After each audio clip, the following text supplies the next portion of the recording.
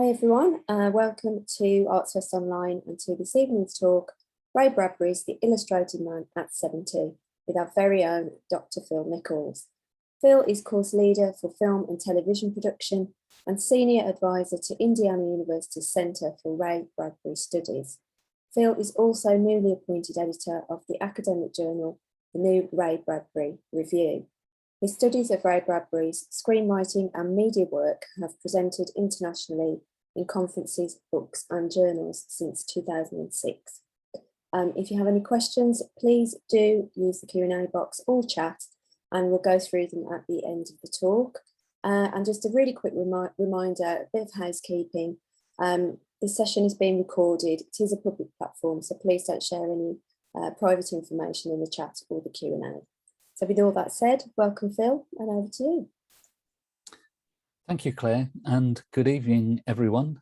This is Ray Bradbury's The Illustrated Man at 70. For those who don't know, The Illustrated Man is a book and Ray Bradbury is the author.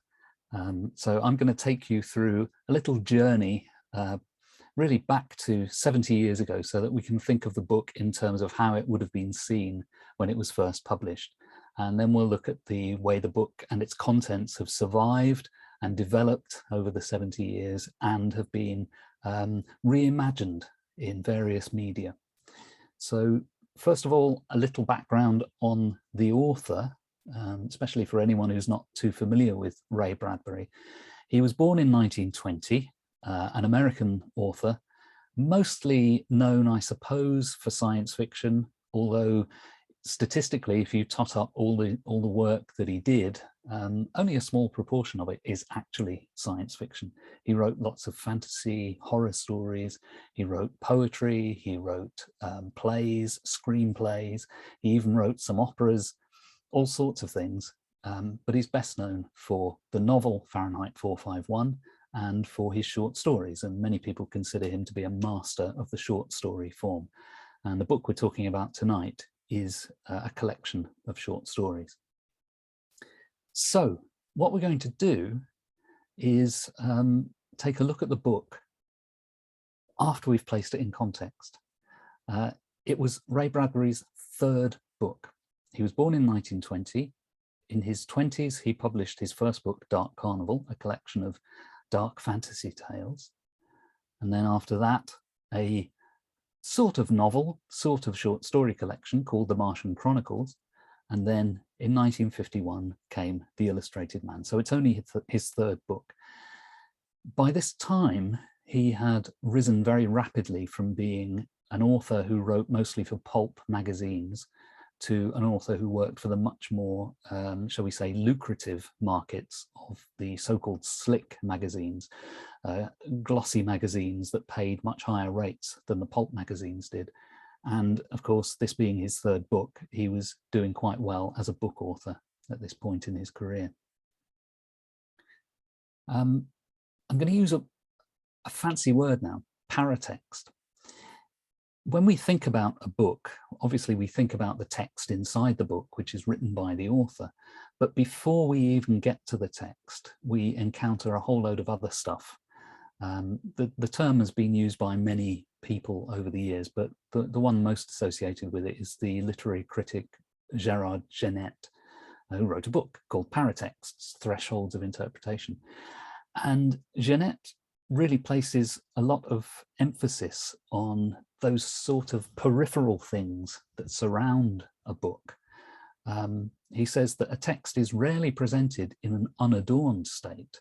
And at the very least, with the text, you'll have the author's name, the title, possibly a preface, possibly illustrations. So all sorts of things that surround the text. And Genette says they surround it and extend it precisely in order to make present the book's reception and consumption in the form of a book. And these accompanying productions constitute the work's paratext. So I'm using this term paratext because I want to emphasize that before the reader even gets to the stuff that Bradbury has written, there's a load of surrounding material that kind of draws them in the first place. Now, what sort of things am I talking about? Well, I'm talking about the cover of the book, for instance. This is the first edition of The Illustrated Man from 1951. And of course, you can see the name of the author, the title of the book, but also the cover art, which in this case shows some sort of human figure in sort of abstract form. Also, a little bit of kind of explanatory text. If we take a closer look at some of the detail of the cover, stories by the author of the Martian Chronicles. So the publisher is trying to put you as the reader in mind of some previous book, which they have published as it happens. But if the reader knows the Martian Chronicles, they will know that the Martian Chronicles was a book mostly of science fiction stories, or stories told in a science fictional style, or using the tropes of science fiction. So seeing this on the cover makes the potential reader associate this book with that previous book. If they know the Martian Chronicles is science fiction, they will assume this book is science fiction. So these are the games that the paratext plays with us before we even get to the text.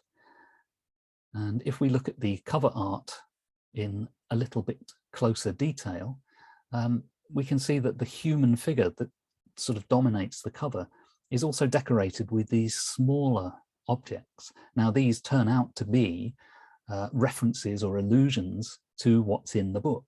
So it's a book of short stories. It's a book of mostly science fiction short stories set in space. There's some time travel.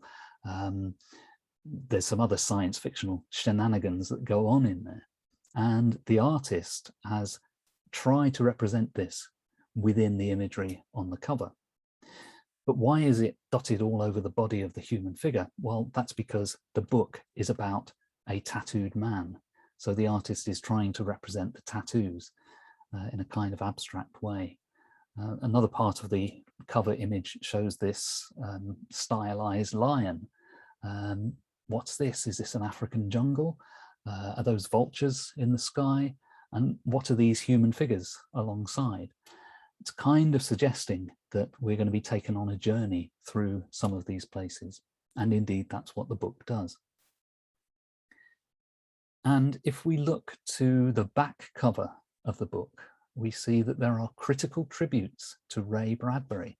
And there's a number of people quoted there.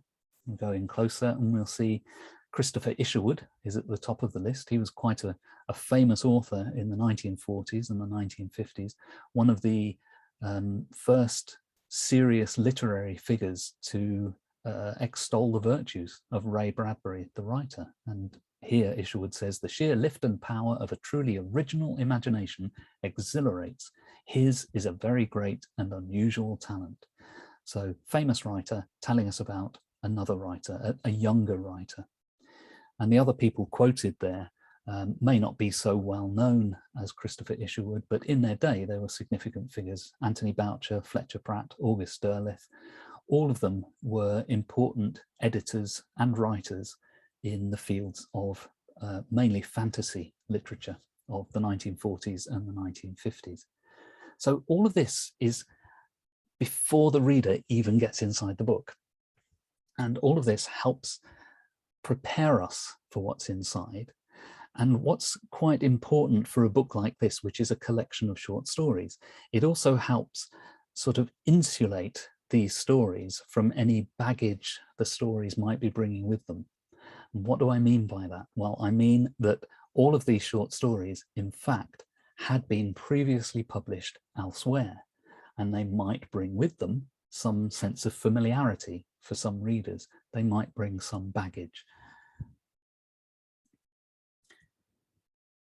Now let's go into the book. This is the list of contents of The Illustrated Man, or at least of the first edition published by Doubleday in 1951.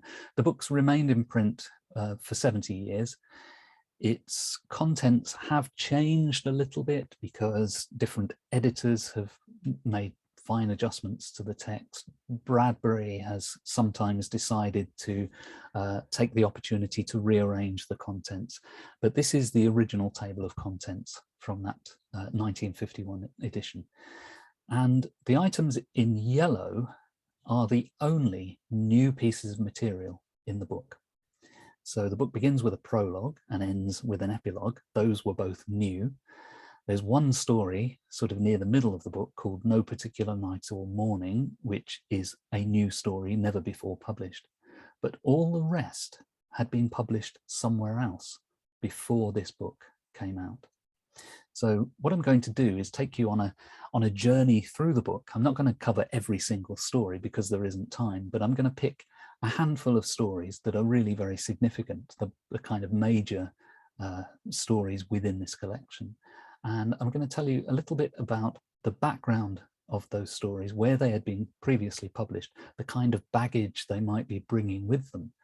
And along the way, we'll look at what makes The Illustrated Man a great book by a great author. So first off, let's start with this.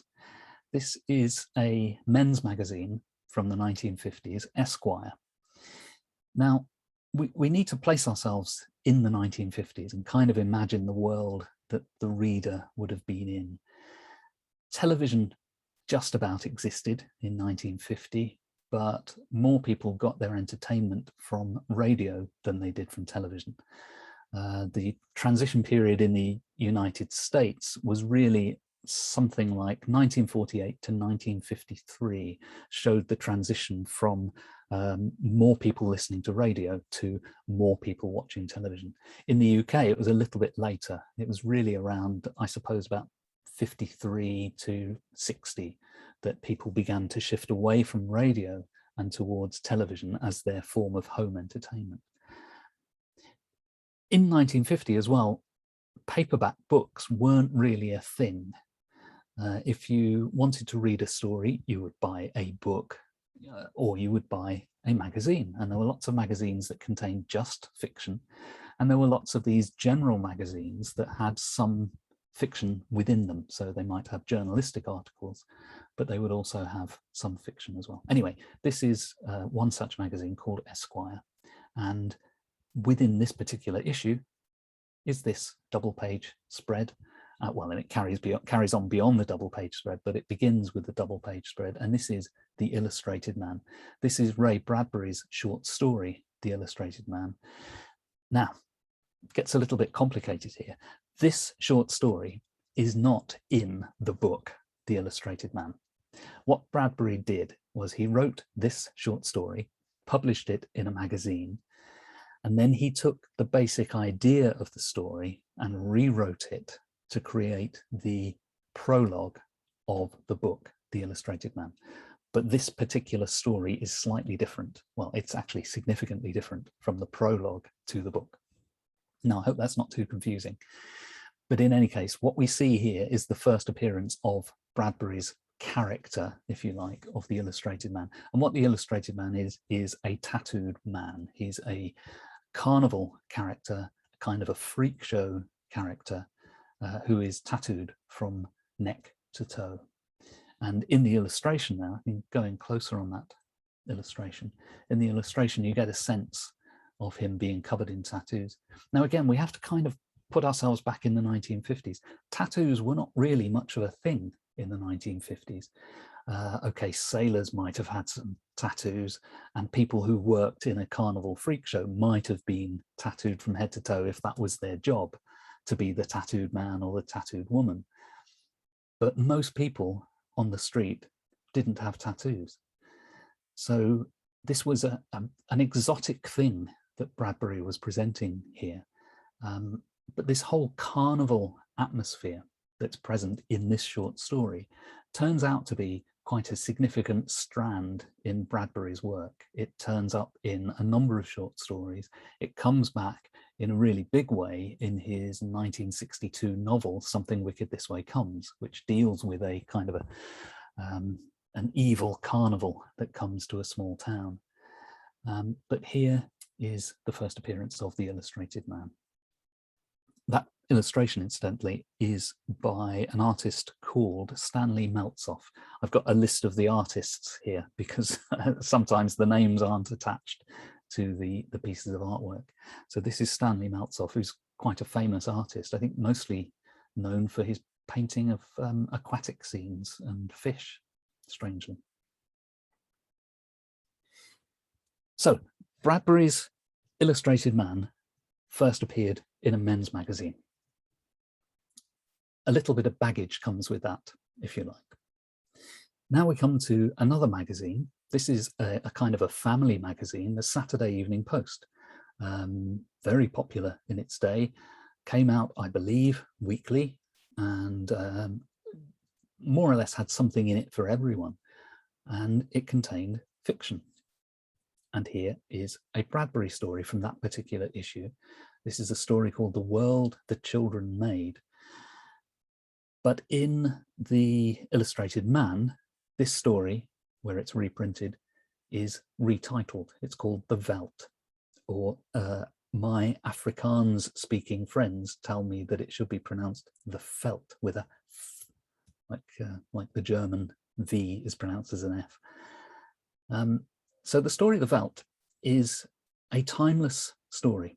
It's a story of Bradbury's that is stuck around and has really stood the test of time, because it deals with some kind of universal things that I think will always be true. Technically, the story is about a kind of virtual reality world. There's a family in some vague future time where they have a so-called nursery installed. And the nursery is a place where you send your children to keep them entertained, you close the door on them, and then you can carry on doing your adult things, whatever those things might be. The children playing in the nursery, in this type of nursery, are able to conjure up any world that they want. It's a virtual reality setting. And these particular children, they're called Peter and Wendy. There's an allusion there to Peter Pan, of course. Peter and Wendy, they summon up this African savannah with, I suppose, giraffes and zebras and lions, and it's all incredibly real. Now, if you've ever seen Star Trek's holodeck, that's really what this is. It's a place you go in and you sort of tell the computer what you want, and it creates this virtual world for you, and you can move around within the space. So that's what these kids do. Without wishing to spoil the story, kind of comes to a grim end. The parents who've just dumped their children in this nursery and left them to their own devices, the parents come to a sticky end. They're actually, the lions turn out to be able to eat people. So the parents don't survive the story. So that virtual reality aspect of it is one of the things that makes this story survive over time, because we're always seeing representations of virtual reality, and yet we're never really getting good enough virtual reality.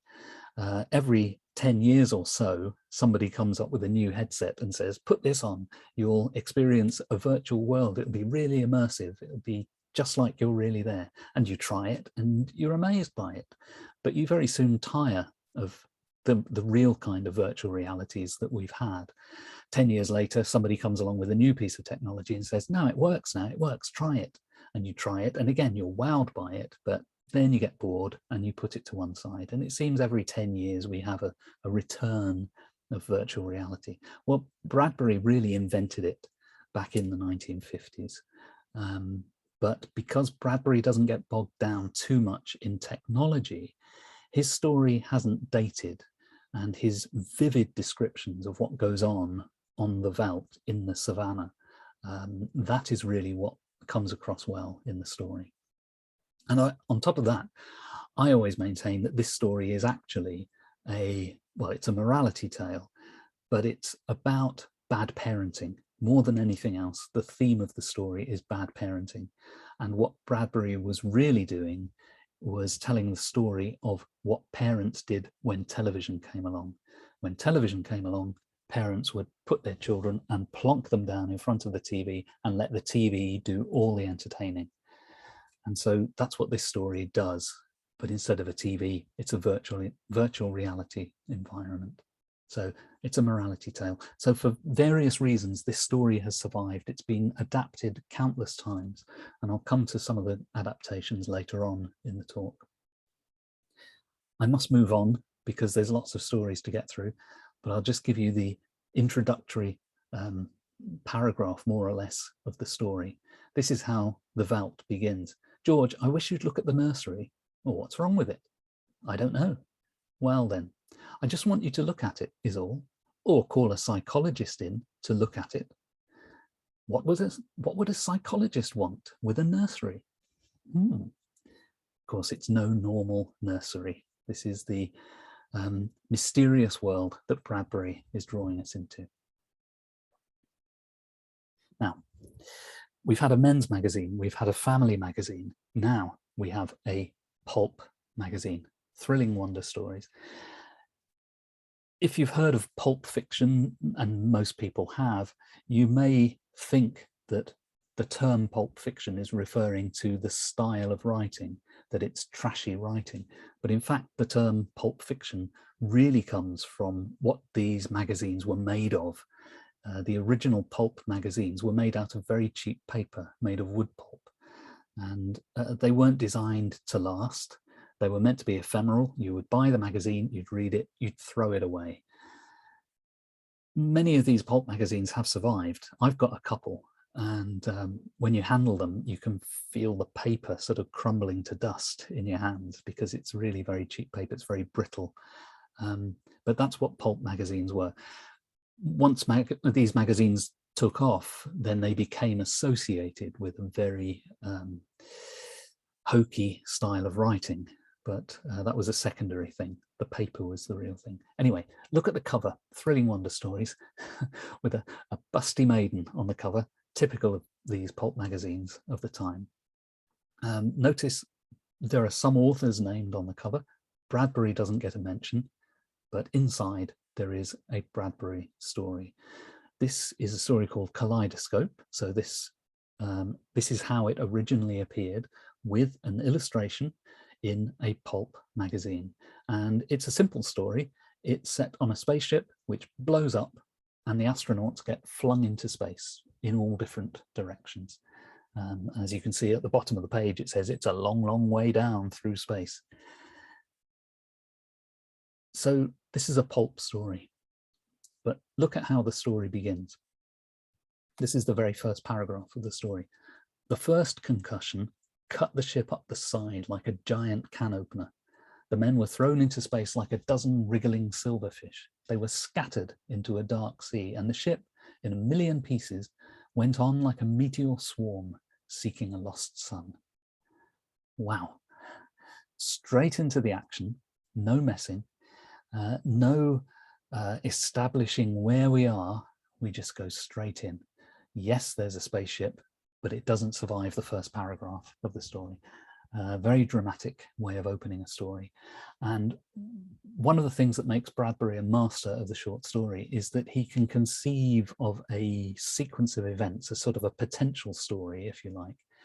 But like any good short story writer, he knows that there's going to be a perfect place to come into that story and a perfect place to leave that story. So out of the range of potential content of the story, these are the beginning and end. His early stories, written in the 1940s and the early 1950s, are really very, very efficient pieces of storytelling. And his descriptions are poetic. And this is what Bradbury became known for, is the poetry of his prose fiction. So Kaleidoscope is one of those stories that in other hands, in the hands of a science fiction writer like a Robert Heinlein or an Arthur C. Clarke or an Isaac Asimov, might have got bogged down in details of how the rocket ship worked, in describing how it is that a meteor can hit a spaceship and tear it apart. Bradbury does none of that. He just wants you to experience it. It doesn't matter how, really, the how or the why. Doesn't matter what the mechanism is. He just wants you to experience it. And that's what the story does very well. The story is an existential story. These astronauts, after the explosion, they all drift off in different directions. And the whole story really is just them having conversations over the radio as they speculate on their individual fates. So there might be one astronaut who's going to drift off into infinity, never to be seen again. Another one who might be heading directly for the sun. It's a really very poignant story and very well told. And it's made excellent radio on several occasions over the years, radio drama, and also a stage play. Bradbury has done a stage play version of this, and it's never, as far as I can recall, it's never been done as a television piece or as a film piece. And I think that's wise, because this is a story that works better in the mind than visually in front of you. Anyway, that's Kaleidoscope. So a story that's come from pulp magazine origins, but is beautifully, exquisitely written. And this pulp baggage is what the story has to leave behind once it becomes part of The Illustrated Man. And that's why the paratext of the Illustrated Man book kind of enwraps all of these stories and protects them from their past, if you like. Another example of a story, and again, a different magazine. This is Maclean's magazine, which is a Canadian magazine, sort of a general purpose magazine for everyone, bit of journalism, bit of fiction. And this particular issue contained a story by Bradbury called The Rocket Man. Now, The Rocket Man is a very simple short story. It's about this child who we see represented in the artist's interpretation here. It's a child whose father is an astronaut, hence the title, The Rocket Man. And just as my parents and your parents might have gone off to the factory every morning or to the office every morning, this boy's parents, well, this boy's father goes off into space every day. But space is an incredibly dangerous place to go. And if we go closer on the artwork there, you can see behind the boy, sort of as a shadowy figure in the background, is the mother. And she might be shedding a tear there, or she might not. That white little splotch there, that might be part of this sort of the galaxy that's the background of the image. It's a deliberately ambiguous image. And when I was looking at The Rocket Man earlier, I realized that really you can sum up the entire story, the short story, The Rocket Man, with just 2 sentences taken from the story. So here's a little section, which I think says it all. It's told by the child. Dad looked at me, and then for the first time that day, at the sky. Mother always watched him when he glanced at the stars. So that 2 sentences has the 3 characters represented in it. There's the storyteller, who is the boy, the father, and the mother. And you can see the father is looking from the child to the stars, probably torn because he has to leave his child in order to go to do his dangerous job. And the mother, who is again torn because she sees the way he looks at the stars. She sees that the husband is in love with space, if you like, but she also is very fearful of what may become of him. So 2 sentences encapsulate the entire story. What the story does in more general terms is it normalizes space. It doesn't talk about technology. It talks about what would be the impact on people if we lived in a world where people traveled in space regularly. And of course, we've now reached that world. We're living in that world. So Bradbury was really ahead of the game. Some people say that Bradbury doesn't do characters or can't do characters. To people who say that, I say, go and read The Rocket Man.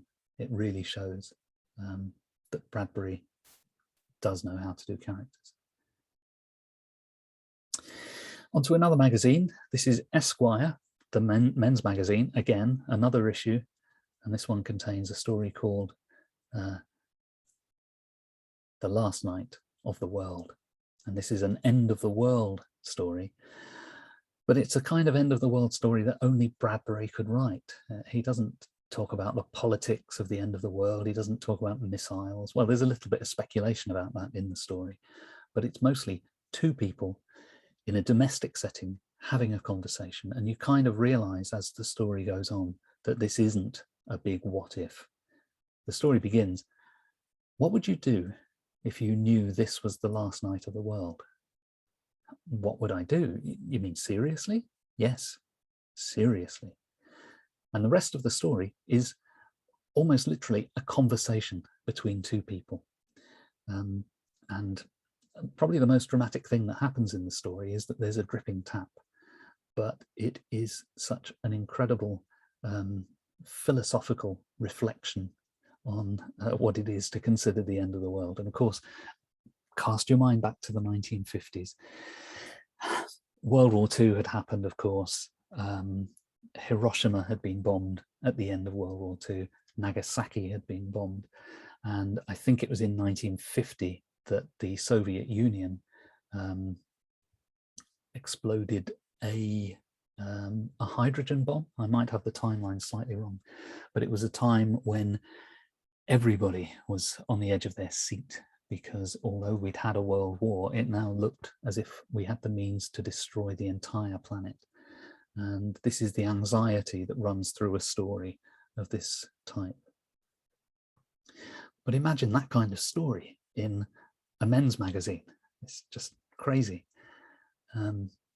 When the story comes into The Illustrated Man, it has to leave that baggage behind, and it now lives in association with the other stories around it. So the story in the book lives in a different context to where it would have been in this magazine appearance. Now, another magazine, Collier's, another one of these sort of general magazines with factual articles and bits of fiction thrown in. And this issue of Collier's contained this story, which was published as To the Future. When this was collected into The Illustrated Man, it was retitled The Fox and the Forest.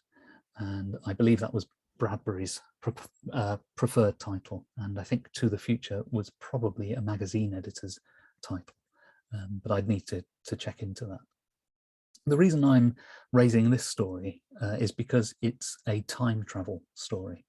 And what The Illustrated Man does is it really shows that Bradbury can tell all of the basic types of science fiction story.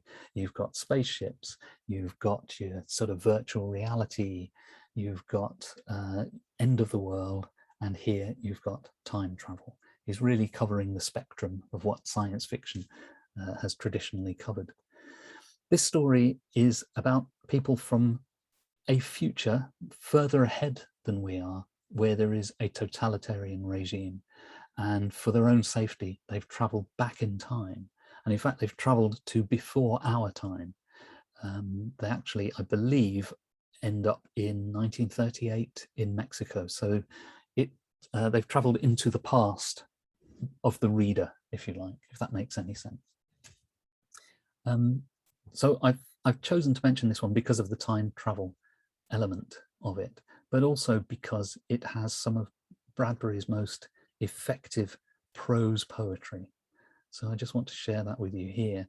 And I'll bring this up on the screen piece by piece so that you can see the kind of impact that Bradbury can have. What I would say is this is the first paragraph of the story as it appears in the book, The Illustrated Man. The same story when it was in the magazine, in Collier's magazine, the introductory paragraph was cut down, probably by an editor, although I can't swear to that. But this is how it appears in the book. There were fireworks the very first night, things that you should be afraid of, perhaps, for they might remind you of other more horrible things. But these were beautiful rockets that ascended into the ancient soft air of Mexico and shook the stars apart in blue and white fragments. Again, what an opening. We're being brought in on a visual display of these fireworks. We're told we're in a place, which is Mexico, and there's a bit of foreshadowing there.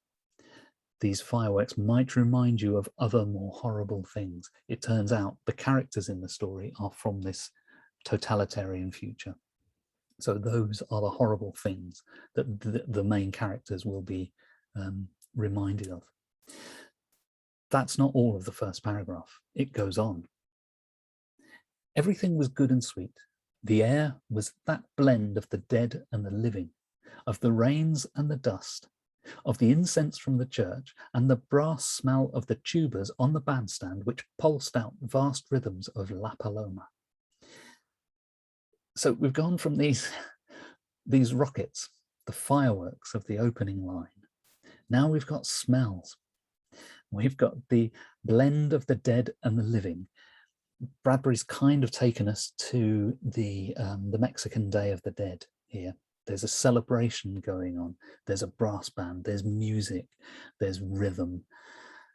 So we've got visuals, we've got smell, we've got sound, we've got rhythm that we can feel. The bandstand is pulsing out these vast rhythms. It's a rhythm you can feel in your very being. But that's not all, it goes on. The church doors were thrown wide, and it seemed as if a giant yellow constellation had fallen from the October sky and lay breathing fire upon the church walls. 1,000,000 candles sent their colour and fumes about. Now, a lesser writer would have said, there's a church, and inside there's 100 candles all lit. Not Bradbury. Bradbury can't do that. Bradbury has to allow you to feel. He has to allow you to experience it. He can't just point to a thing and say there's a thing. He has to allow you to feel what it's like to be in the presence of that thing. So again, we've got the visuals of the fireworks, we've got the smell, we've got the sound, we've got the rhythm.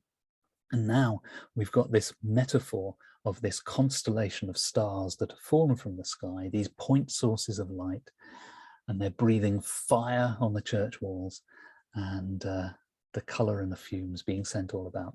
What a feast of sensual experiences going on in the first paragraph of the story. It's amazing.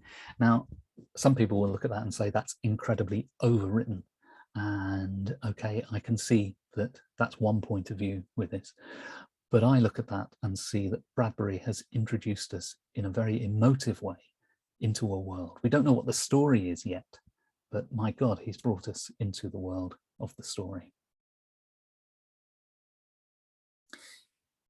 Onto another story, another one from a pulp magazine, startling stories, again, Busty Maiden on the cover, standard. Again, some authors named on the cover of the magazine. Back in their day, both Murray Leinster and Clifford Simak were very famous science fiction writers. Bradbury is in this issue, but he's not named on the cover, so he wasn't a big name at the time that this story came about. This one contains the story Marionettes Inc. And this is one of Bradbury's robot stories. Unlike his friend Isaac Asimov, who invented a whole technology for robots called positronics, Bradbury didn't really care how his robots worked. He just knew that he wanted to write stories where you had robots that looked exactly like you and me.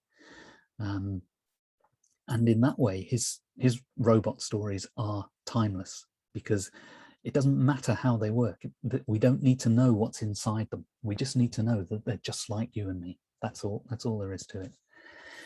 The story is, it's quite a cheeky story. It's a bit of a comedy, really, but it's also a thriller and a science fiction story. The main character, Brayling, kind of wants to go away and do his own thing, but not have his wife checking up on him. So he has a replica made of himself. The replica stays with the wife while he goes off and does his shenanigans. Here's a passage from the text where we come the closest we get, really, to finding out what's inside these robots, these very lifelike robots. And bear in mind, this was written in the 1940s. This is one of the earliest stories in the collection, The Illustrated Man. "Hello, Brayling," he said. "Hello, Brayling," said Brayling. So there are two of them, see. They were identical. Smith stared. "Is this your twin brother? I never knew." "Ah, no, no," said Brayling quietly. "Bend close. Put your ear to Brayling 2's chest." Smith hesitated and then leaned forward to place his head against the uncomplaining ribs. Tick, tick, tick, tick, tick, tick, tick, tick. And that is how Ray Bradbury tells you this is a robot. You don't need to know what's inside there. There's no pulling back of the skin to reveal transistors and wiring, none of that. It's just a machine, but it looks just like you or me. And that's how Bradbury's robots work. That's why a story like this is timeless, because it's not dependent on any particular technology, and therefore it's not going to date. And in recent years, we've seen countless films and TV series like Humans and Westworld, where this kind of robot exists. In Westworld, we see robots that are indistinguishable from humans. In Westworld, we do see some of the behind the scenes of how they're made and all of that. But those robots are essentially Bradbury robots. You don't really need to know how they're made. You just need to know they're just like us. They're indistinguishable from us. This is how Bradbury's robots have survived through time, if you like. Now, we're going to run out of time soon, so I'm going to draw the sort of detailed discussion to a close and move on to look at a few of the adaptations of these stories from the Illustrated Man. Just before I do that, when The Martian Chronicles, Bradbury's second book, came out in paperback, there was a little blurb on it from the critic Clifton Fadiman, which says, well, you can see the text on the screen, unless I misread Bradbury, he is telling us that human beings are still mental and moral children who cannot be trusted with the terrifying toys they have by some tragic accident invented. So Fadiman really saw that Bradbury was presenting technologies and showing how incapable we were of controlling them. And Fadiman saw Bradbury as being rather anti-technology. And this was a kind of a label that was stuck on Bradbury as being an anti-science fiction writer. Now, there may be some truth in that, but mostly what Bradbury was doing was writing morality tales. And if anything, he was warning us against possible futures. One of the things that Bradbury liked to say was, I don't so much predict the future as try to prevent it. And so Bradbury has picked up this reputation as being sort of anti-scientific advance, anti-technology. And the Fadiman quote really played into that. And it's something that's stuck. From The Martian Chronicles and The Illustrated Man, Bradbury has been trapped as being a science fiction writer. He moved on after this. I mean, within a couple of years, he wrote Dandelion Wine, which is as far from science fiction as you can get. He wrote Something Wicked This Way Comes, again, very long way from science fiction. And the whole rest of his career, from 1951 through to 2012 when he died, he wrote very little science fiction, and yet he was trapped with this label of science fiction writer and anti-science writer. But in reality, Bradbury was incredibly optimistic. He believed very much in humankind's future in space. He supported the exploration of space. He was a strong supporter of NASA. He was an early supporter of the Planetary Society, and he really believed that humankind had a future. So his riposte to Clifton Fadiman was to say, no, I assure you, I'm not as anti-scientific as Fadiman makes me out. But unfortunately, that label stuck. So we're talking about a book that's 70 years old now, but these stories within the book have proven to have a life of their own.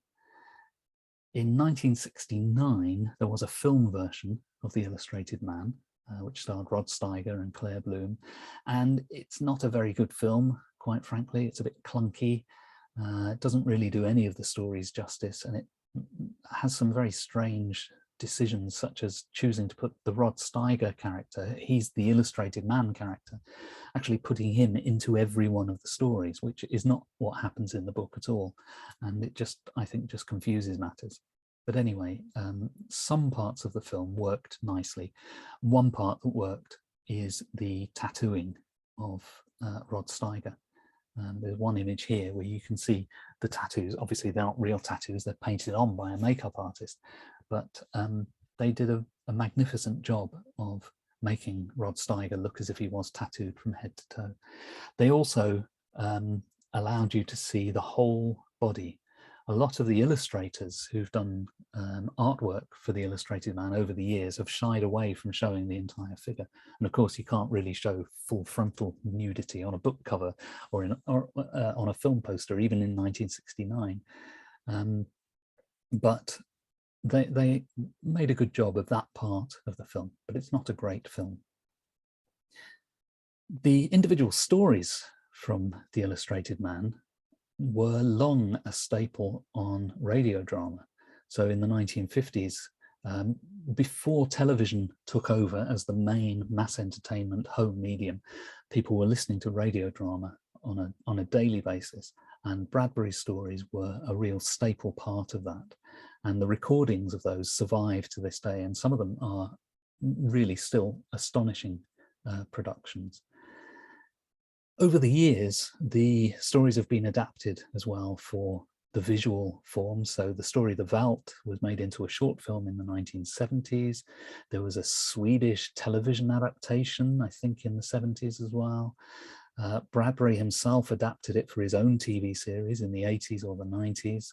And despite the very low budget of that series, the Ray Bradbury Theatre, they made a decent job of presenting this particular story, at least presenting the dramatics of the story.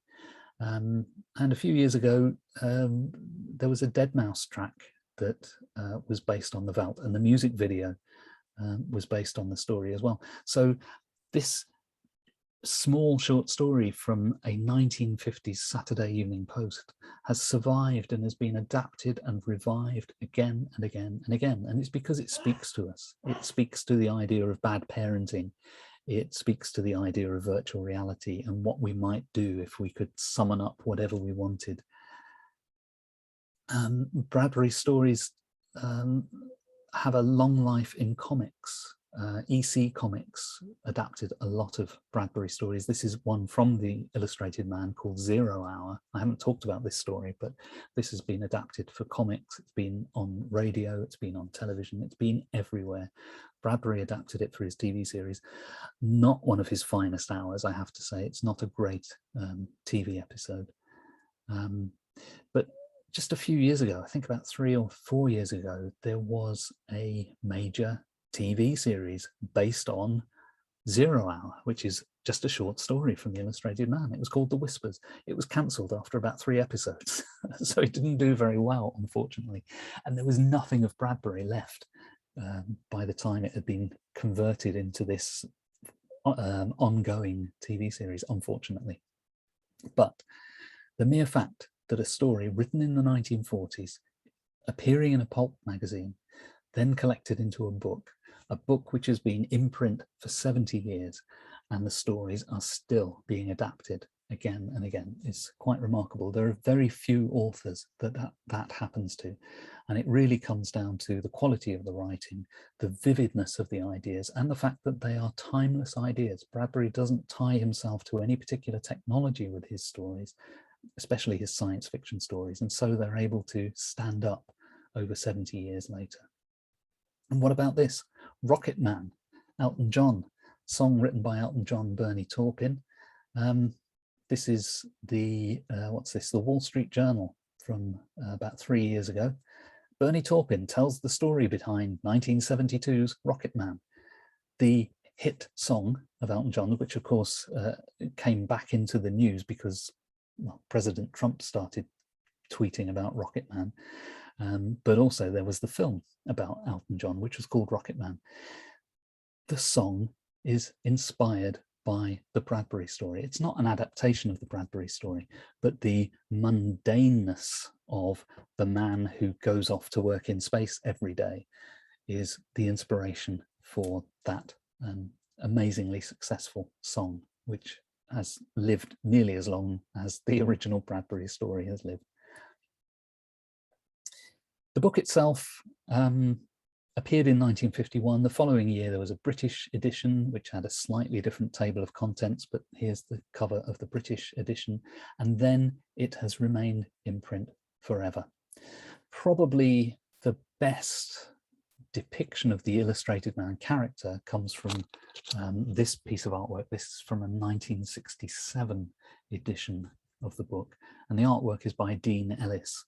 And there's a slightly larger version there, which is a photograph of the actual painting from when this painting came up for auction. Every now and again it comes up for auction, and you can see the beautiful lines of the tattoos on the illustrated man.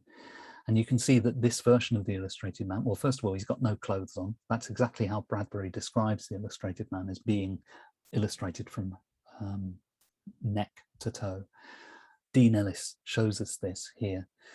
This artwork first appeared in 1967, and in 1969 the film comes out with Rod Steiger as the illustrated man.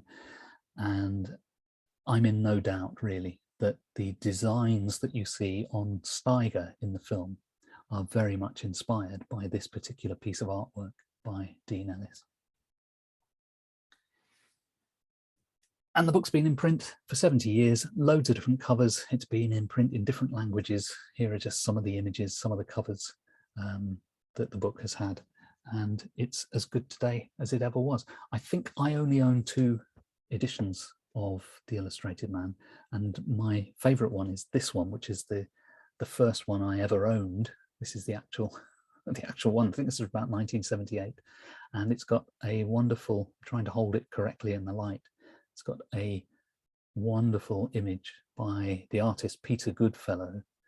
Now the technique that he used to do that is something you can do very easily in Photoshop, but this was before Photoshop. I just think that's a glorious image there. But the book inspires visual artists, and I think that's one of the things that's often forgotten about Bradbury's writing, is that he has inspired countless visual artists, and that is generating a whole other load of paratext that is sitting there and surrounding the book before the reader even gets to the text. So I think I've talked long enough now. Thank you for your patience and for listening to me rabbit on about The Illustrated Man at 70. If you want to find out more about The Illustrated Man or Bradbury, please have a look at my website, bradburymedia.co.uk. And I see Claire's joined us again, so let's see if there's any questions for me. Yeah, if you've got any questions for Phil, please just pop them in the Q&A. We have one here, Phil, from Andrew. He says, I wonder how much Marionettes Inc. influenced Ira Levin's The Stepford Wives. Oh, now that's interesting. I've literally never been asked that question, and I've never thought of them as being in any way connected. But I can see exactly what you mean. The Stepford Wives is about wives who are sort of, I don't know if they are strictly robots, but they are, oh, what's the word? They're not allowed to be proper women, are they? They're sort of, they're very robotic if they are not robots in themselves. It's kind of a flip of what Marionettes Incorporated does. I don't think there is any influence, but I'm sure Ira Levin knew about Ray Bradbury's works. And I know that Bradbury was suspicious that one of his other short stories had influenced another Ira Levin book, but it wasn't The Stepford Wives. Very good question. I'm going to have to do some research on that because I don't know the answer. Okay, we've got a couple of comments here actually. Andrew says they are robot replacements. The original women are murdered. Ah, right. Yes. So, okay. Yeah, animatronics. Yeah. Okay. Yeah, I forgot all about that film. Okay, one from Adrienne. Bradbury was also a visual artist. Do you think his early interest in comic books drew him to the interest in An Illustrated Man? I'm sure that must have been part of it. Yes, he was a very visual thinker, and yes, I'm sure that is what certainly led to his fascination with the idea of a tattooed figure. I think we should be aware that there have been previous depictions of tattooed characters in popular culture. Now, I'm struggling to think of the title of a book, but there is another book which predates Bradbury's work. I think it's called Nightmare Alley, which shows a carnival and refers to an illustrated woman, a tattooed woman, who's called something like Mademoiselle Electra. And that seems to have influenced Bradbury. He seems to have picked up on various depictions of tattooed characters from other forms of popular culture. But yes, I think it's because he has a very visual eye. And what some people may not know is that many of the book covers of Bradbury's books were, if you like, originally sketched out by Bradbury himself. Not this one, but there are some other books where Bradbury did a kind of preliminary sketch of what he would like to see as the cover art. And then those ideas were turned over to artists to interpret. And there's a book called Ray Bradbury, An Illustrated Life, that shows some of Bradbury's own cover illustrations, his sort of rough drafts. So yeah, I think that's a good point there. Okay. I guess, I've got a question. Bradbury obviously influences a lot of visual artists and music artists like Elton John. In terms of writing, which writers do you think, or do we know, influenced Bradbury? And equally, which writers do you think that he influenced? In terms of writers who influenced him, the key ones would probably be Ernest Hemingway and Thomas Wolfe and John Steinbeck. And he also, I don't think critics have picked up on this, but Bradbury himself referred to a number of female authors who he said he was influenced by. So Willa Cather, Eudora Welty, and some others as well. So the writers that he was influenced by are fairly well documented, and are quite an eclectic bunch, really. And in terms of people who he influenced, again, that's a wide bunch. Stephen King has acknowledged that without Bradbury there would be no Stephen King, and any number of science fiction writers have also acknowledged Bradbury. So David Brin is one, for example. And then there are writers who Bradbury personally mentored to some degree. So Richard Matheson, who's best known for I Am Legend and The Incredible Shrinking Man, Charles Beaumont, William F. Nolan. So a number of people who wrote similar kinds of fiction to Bradbury. Okay, thank you for that. One from William. Given his own involvement in films, did Bradbury have any input into the film version of the book? And what did he think of the film, if he ever gave an honest appraisal? Yes, he was a screenwriter himself, but he had nothing at all to do with this film. He sold the rights to the book, knowing that it would be adapted by somebody else. He, in interviews on more than one occasion, said that the person who wrote the script for The Illustrated Man was a real estate agent, not a screenwriter. Now, I've never known whether he was stating a fact or whether he was just having a go and making fun. But no, Bradbury thought the film was pretty dreadful. Oddly, though, he happened to be in the studio on the day that they were doing makeup tests on Rod Steiger, and there was a film crew who were making a documentary, a kind of behind the scenes documentary, and Bradbury just happened to be there while this filming was going on. So if you get the DVD of the film, you get this little 10-minute behind the scenes featurette that was made back in 1969, and they show Bradbury standing there as if he's approving of the whole process, but he was just there by accident. It's one of life's remarkable coincidences. But he thought the film was pretty terrible, and he wrote several screenplay versions himself over the years. I think the last one he wrote was in about 2002, when he was in his 80s. He was still hopeful that the film would be remade at some point, but it still hasn't been as yet. It's a shame, isn't it? A project there for somebody. Okay, Adrian says Mary Robinette Cole has expressed being influenced by Bradbury. Yes. Yeah. Mark says Stuart Onan's style reminded me of Ray Bradbury's A Prayer for Dying, written by Stuart Onan. I'm not familiar with that author, so that's somebody I'll have to check out. Yeah. Thank you.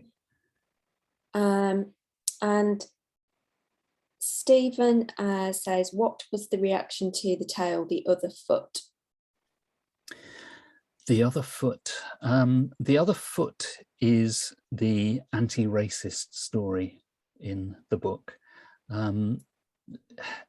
It's a little bit of a long story, but in Bradbury's previous book, The Martian Chronicles, he'd included this short story called Way in the Middle of the Air, which was an anti-racist story set in the deep south of America, where all the black people basically decide, we've had enough, we're going to Mars. And The Other Foot is a sequel, and it's included in The Illustrated Man. And the nature of the sequel is all the black people are now living on Mars. They've set up their own little world. They're quite happy there. And then one day a rocket ship arrives and there's a white astronaut on board. And the story is about, what are they going to do? Are they going to exact some revenge on the white people who'd made their life misery when they were on Earth? Or are they going to do something else? And in the end, they do the right thing, and the story ends in a form of reconciliation, if you like.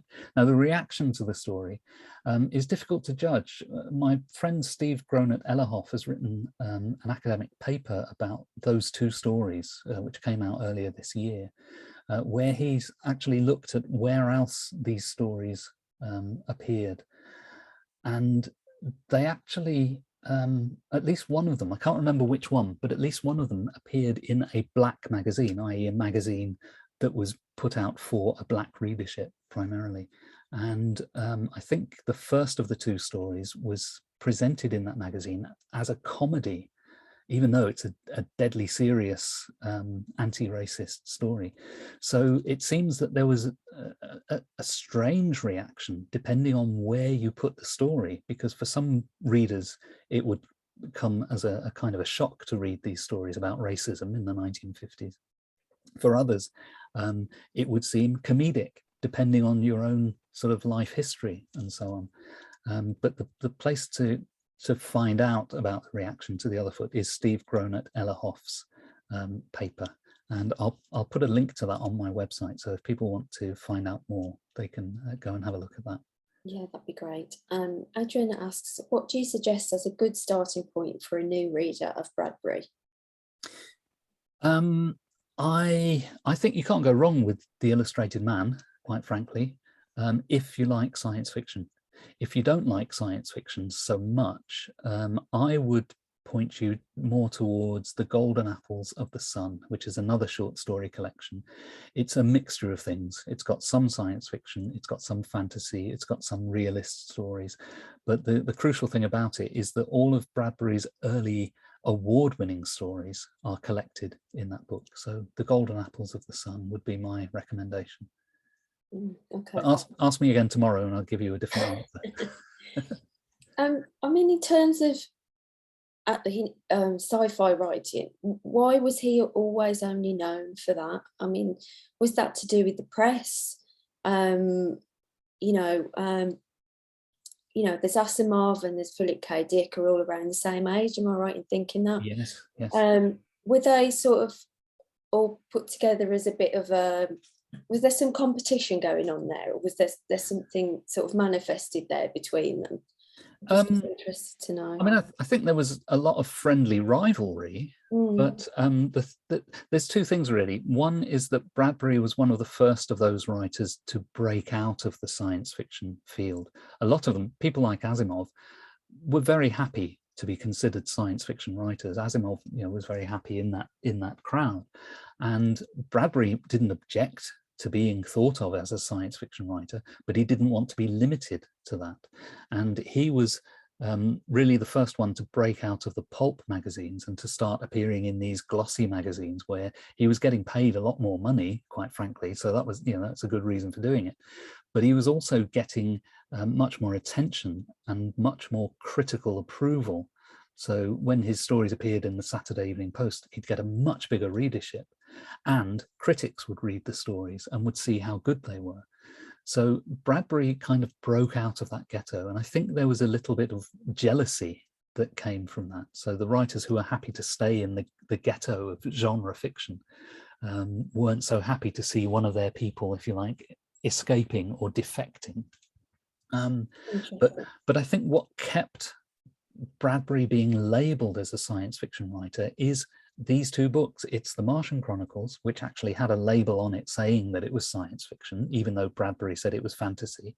And then hot on its heels comes The Illustrated Man, which clearly is science fiction. If you write two books in a row in the same genre, you're going to get a label attached to you. And he was unable to shake that off. And it just so happens that some of his best stories are in this book.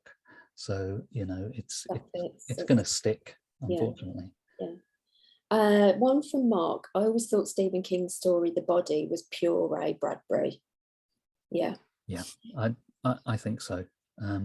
Sometimes you get the sense that someone like King is able to emulate a style, but sometimes you also get the impression that they're just channeling a style. You know, they choose a subject matter and they choose a story type which is so similar to the territory that Bradbury was writing within, that they can't help but kind of channel a Bradbury vibe. It's not necessarily plagiarism or imitation. It's just it's in Stephen King's DNA to do that. So yeah. And actually, The Body was Stand By Me was loosely based on that. I think so, yes. And that was actually a really good example of a good adaptation, I guess. Absolutely. Yes. Well, I thought so anyway. No, I agree with that. Yeah. One from William. There's a very good collection of stories inspired by Bradbury, Shadow Show, all new stories in celebration of Ray Bradbury. Absolutely, yeah, fantastic book. It was put together as a tribute. So after Ray died, it was put together by Ray's biographer, along with a co-editor. And there are some great stories in there from some great writers. It's a very good collection. Okay, that concludes the questions, Phil. Is there anything else you want to add? There's a lot of really, really lovely comments. Thank you, really enjoyed that. Thanks for the inspiration. Thanks very much, Phil. You've done the thing of making me want to get to read the collection again. The Veldt was one of the first Bradbury stories I read about 50 years ago. I have read many since, more than once, but I now want to reread them. So thanks very much. Excellent, thank you. Yeah, thanks everyone for the comments. I wasn't looking at the comments, but I'm just quickly scrolling through now, and I can see there's some really nice suggestions and reactions in there, so that's really very pleasing. Thank you everyone for listening and for contributing to that discussion there. And I've made a couple of notes from some of the things that were mentioned, so I'm going to do some follow-ups and keep an eye on my website, and you may see a kind of reaction post to this in a few days' time. Yeah, and this talk will be, well, it is recorded, and we'll be putting it up on the university YouTube channel in the coming days. So if you want to rewatch any any of the points Phil's made, I guess, any of the books or any of the reading material that you may have missed, you'll be able to pick that up again retrospectively. So thanks, Phil. It's been a pleasure having you with us again. You know, you're welcome back anytime, you know that. Hope you all enjoyed that at home. It certainly seems that you did. Our next ArtsFest Online event is tomorrow, Wednesday, the 17th of November at 2 p.m. with web designers Void Applications, and they will be sharing insider knowledge about how to forge a career pathway in the arts. You can book for free, as always, through Eventbrite. Hope to see you there. Thanks for watching. Thank you, Claire. Bye. Bye.